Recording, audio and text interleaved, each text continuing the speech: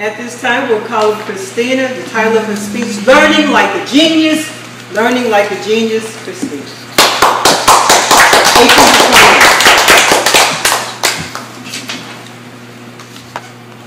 Do you want to learn like a genius? Yes. Yes. Yes. Great. Do you think you should limit yourself to what you're good at and never look beyond that? Do you ask yourself, how can I become a better speaker? Fear no more. There's something anybody can try and bring a better version of themselves.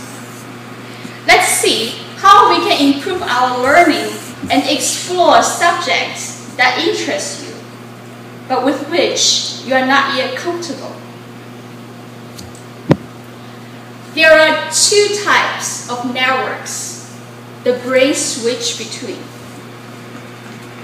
highly attentive mode and the more relaxed, resting mode. We'll call the thinking process associated with these two types of networks the focus mode and the diffuse mode. The focus mode thinking involves a direct approach to solving problems with rational, sequential, and analytic approaches. Turn your attention to something and then your focus mode is on. It's like the tight, penetrating beam of a flashlight.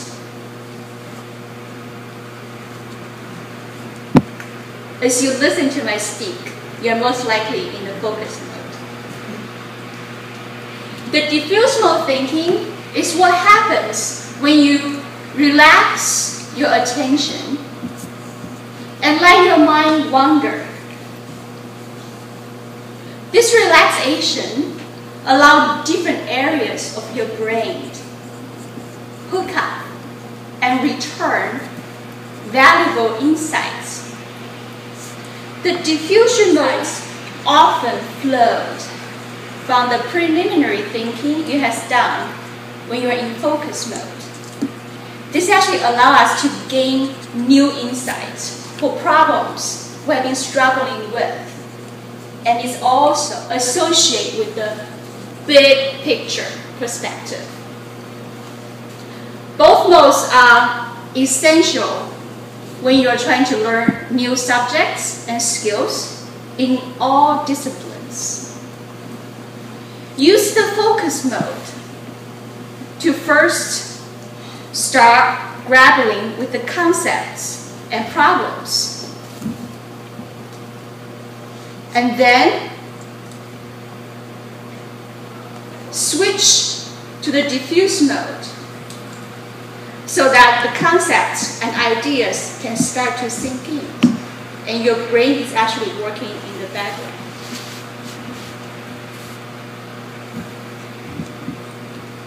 It is typical. You may get stuck when you're trying to solve a problem or learning a new concept as a result of being fixated with the flawed approach.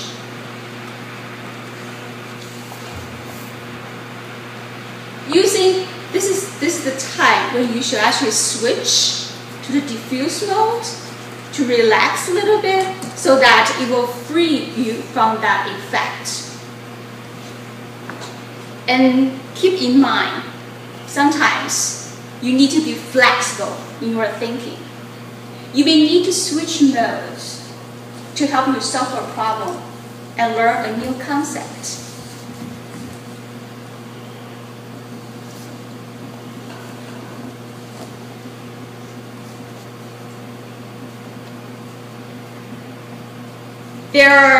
So you may ask, then what shall I do to switch from the focus mode to diffuse mode?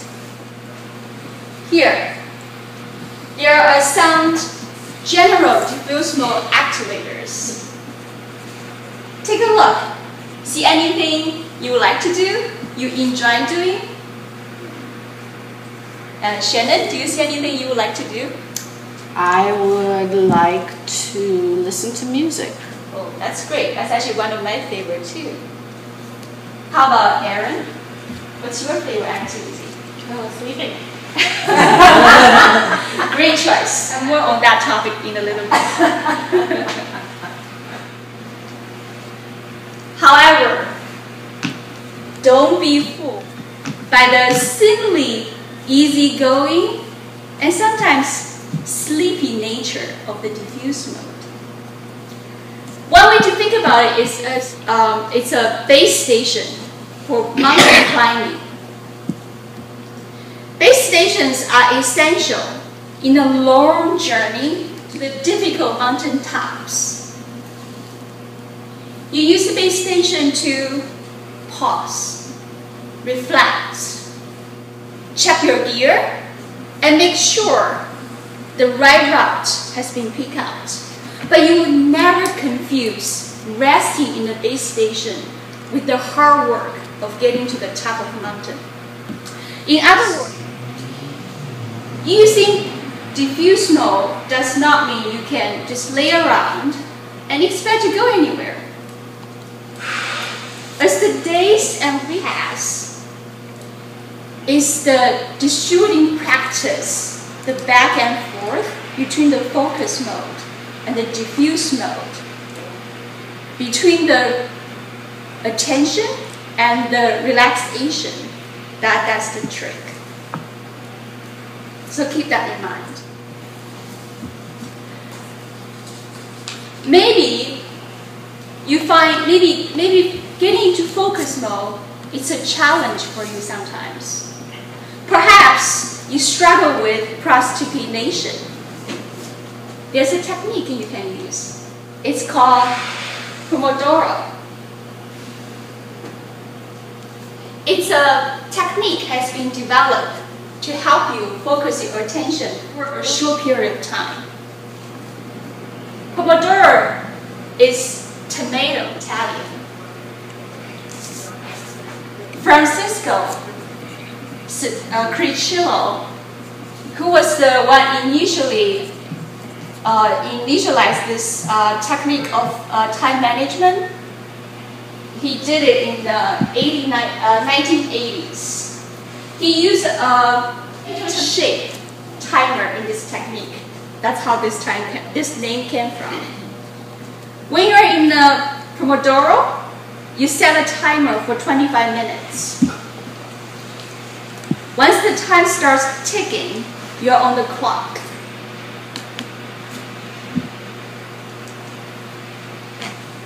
You're focused on your work and you're not allowing yourself to drift away from, say, surfing on the internet or chat with your friends or even instant message with your buddies. When you first try Pomodoro, you may be amazed how often the urge arises to take a quick peek at something that's not related to work. At the same time, please to find how easy it is to catch yourself and bring your attention back. Think about it. 25 minutes is a brief period. Almost any adult or near adult can focus your attention over that time. And the good news is, once you are done, you can sit back and enjoy a feeling of accomplishment. Then you may ask, how soon shall I start again once I finish a Pomodoro session? It depends where you're working. If you're working on something, say, that's due in many weeks, then you could reward yourself with half hour of guilt-free web surfing. If you're under pressure and there's a lot to do, then a 2 5 minutes break will have to do. It's also a good idea if you are able to alternate your Pomodoro sessions with other working sessions that does not require a timer. If you find yourself lagging and not focusing, you can bring yourself back on a timer.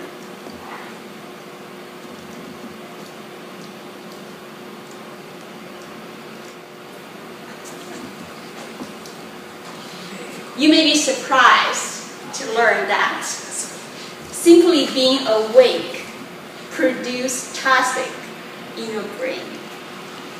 When you sleep, your cells shrink, creating a striking increase in the space between your cells. It's kind of like equivalent to turning on a faucet. It allows the fluid to flow past and push the toxics out. This night in-house cleaning is part of what keeps your brain healthy. If you get little sleep, the buildup of these toxic products is believed to explain why you cannot think clearly. Sleep is also a vital part of your memory and learning. Part of what it does is that you will actually erase the true memory and simultaneously strengthen the areas of importance. So when you're asleep, your brain is actually working on the tougher parts of whatever you're learning, going over and over again the neuron structures to deepen and strengthen them. That's how the long-term memory actually builds up in your brain. As you can see, our brains has two very different processes of thinking. The focused and the diffuse mode.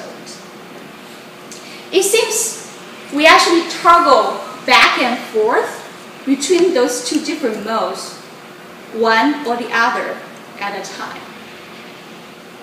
It's also best do small dose at a time, say a little every day, so that you allow both the diffuse and the focus mode to take their time to do their work, to help you to understanding what you are learning, help to build the neural structures you need to form your long-term memory. If procrastination is an issue, try the Pomodoro technique. Set a timer for 25 minutes and focus on it. Not allow your attention to switch anything else. No text message, no cell phones, anything, any of those attractive distractions. Also, sleep is an important part of your learning process. I will encourage one of you to try to apply what you're here today when you're practicing your public speaking. And happy learning and happy speaking like a genius. Madam Toastmaster.